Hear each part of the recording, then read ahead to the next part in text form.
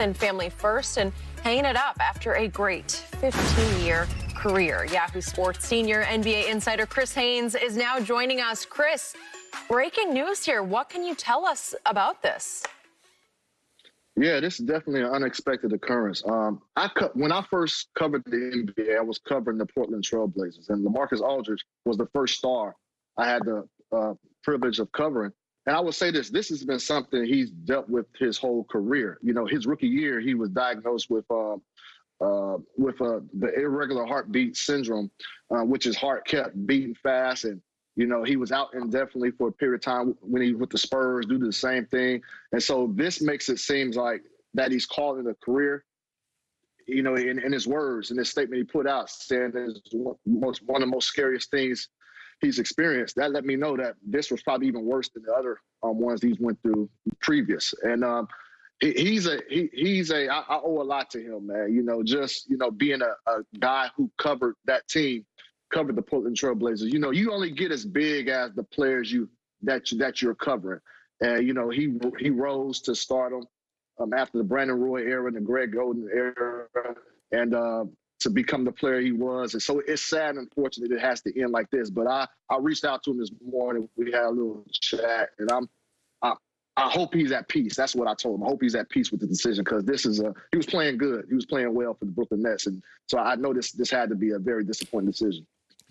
Yeah, I think it's pronounced Wolff-Parkinson-White syndrome, and it's reported that he's gone under multiple procedures since 2006. And at this juncture, Skip, for him to have to go through, he's gone through the procedures to have a career that's lasted 15 years. He said, you know what, I ain't gonna tempt fate anymore. No. Yeah, you know, it'd be nice. I'm in a very good situation. Because, Skip, you know, the ultimate goal, if you play a team sport, is to win the championship. And finally, he's in position to win the championship. Yep. But you say, you know what? There's some things worth more than a trophy. That's life. Because, you know, Skip, I read a quote from Kobe. Kobe said, the biggest mistake that we make is that we think that we have time. LaMarcus Aldridge said, you know what? I'm going to take some time. I'm going to give it to my family. I'm going to make sure my health is okay. Yep. And that's what he should do. That's what he should do. Kudos. Great career. 7-time All-Star, 2-time second-team All-NBA, 19 points, 8 rebounds for a career, Skip. He's had an unbelievable career. And from 2006 to here it is, Skip. Think about that now. That's 15 years that he's had procedures and had a nice career, had a great career. And he has been at risk since 2006. At risk. Yes. And he said this was the scariest. So lets me know he's had this before, Skip, but nothing has bothered him quite like this. And I think a lot of times, Skip, you see what happened over the landscape. You see the mortality. It makes you think about your own mortality. So congratulations on a great career, LaMarcus. Get well and enjoy your time, bro. Yep. I echo that. And back to Chris. The time I've spent around LaMarcus, not like you did, but Chris, a real gentleman, a high character, a really good human being. That's what I took away from my little time around LaMarcus. Would you concur? Yeah, I mean, LaMarcus was a guy who was quiet. He didn't like the limelight. You know, to be a star player, he was somebody who shied away from doing all the promotions that a team would ask of his star player. And at times as a reporter, it was hard to cover somebody like that because he didn't like talking. He didn't like speaking. But with that, he let his game do the talking. And, you know, I think looking back at LaMarcus, he was so when you talk about somebody as a made man, in this game, he had talent. Obviously, he was a high pick, but he always felt like he was underappreciated in Portland. And what I mean by that, when I'm bringing that up, is that, you know, there was Brandon Roy there, there was Greg Oden there, and they kind of like gave them the team. And injuries occurred to why LaMarcus was given his shot, and he always felt like his shot should have been sooner. And he proved that, you know, he was just as good as advertised. You know, I think he lived up to his billing. I think he surprised a lot of people. But, you know, he was a guy that, you know, if you were around him every day, you would feel like you knew him sometimes, then you wouldn't. But I'm telling you, Skip, Shannon, one thing about it, whenever he did open up, the guy was gold. He was gold. And I think he started to do a lot more of that as he matured and as he got older. And like I said, going back to this decision, this was his, Shannon, you touched on it. This was his best chance of winning a championship. And he got the starting job over there in Brooklyn.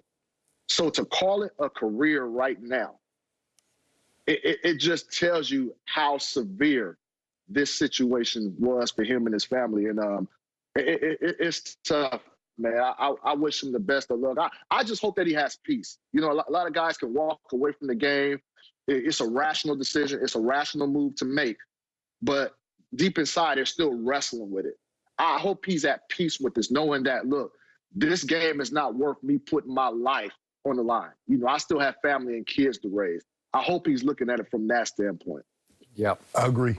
So will the question is, how much will the Nets miss him? I know LaMarcus more from his 5 years in San Antonio. And as we all know, he is a lethal mid-range jump shooter. And yet, Chris, what I always appreciated the most about LaMarcus was he was a very underrated at 6 feet 11 inches tall, and he's a long 6'11". He could rim protect. And I thought that's what he was going to help the Nets with the most, was on the defensive end, where obviously they can be challenged, but he can rim protect. Maybe not as much at 35 as he could at 25, but still very savvy, tough-minded on the defensive end, schooled by Greg Popovich and teams that were known for their defense. So that's where I believe they will miss him the most. Yeah, you got a point there. I mean, just his length has definitely helped. I mean, DeAndre Jordan and Blake Griffin, those are the other bigs that are left on that roster. LaMarcus went over there to start for a reason. I'm not sure how much Blake can be impactful at that center spot, particularly and especially defending at the center spot. Agreed. And DeAndre Jordan, he's not somebody you can lean on heavily for minutes.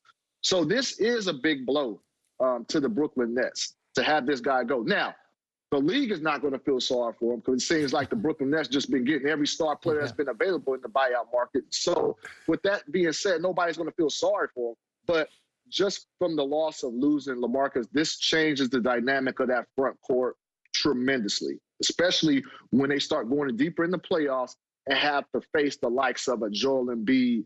And if they go further, you never know, Andre Drummond, Nikola Jokic, Rudy Gobert. So this is a tremendous blow. Yeah, So, go ahead. Because, Skip, he was a spacer. He could shoot the three, but most big guys, they pick and roll. Rudy Gobert's pick and roll. Andre Drummond pick and roll. Most guys, he can pick and pop. Because you can he don't have to roll to the basket. He got a 15-foot mid-range game. He can space the floor. So now it makes it even harder for you with those guys, because you got three guys that can handle the ball. KD can handle the ball, getting it to the rim. We know what James Harden and Kyrie can do. And so now you bring the help. Normally the big come to help. They kick it to LaMarcus. He wide open, gonna knock that shot down. So now you don't worry about that with Andre Jordan. DeAndre Jordan. You don't worry about him. He's picking and rolling, looking for the lob, looking for the layup. You had to worry about LaMarcus, because he might not roll all the way to the basket. He might pull up from 10. He might pull up from 15. Hell, he might be past the 3-point line because he had that kind of ability. It definitely is going to bother them because they got him for a reason. They wanted LaMarcus Aldridge for a very specific reason, to deal with Joel Embiid. He is a load. That's one less body that you get to throw at him. Now, they got Claxton. Claxton is great, but they ain't got enough bricks in his pocket. You need somebody with a lot of bricks in their pocket to deal with Joel Embiid. 7'2", 310, 315. Now, he grown man, folks. Well, wait a second. Are you now thinking ahead to they won't be able to deal with the big penguin? As Kareem Abdul-Drummond. Shaq Drummond, Chris. But wait, see, he got Joe, he on Kiki kind of Clippers. But we gonna keep this on LaMarcus Aldridge right now.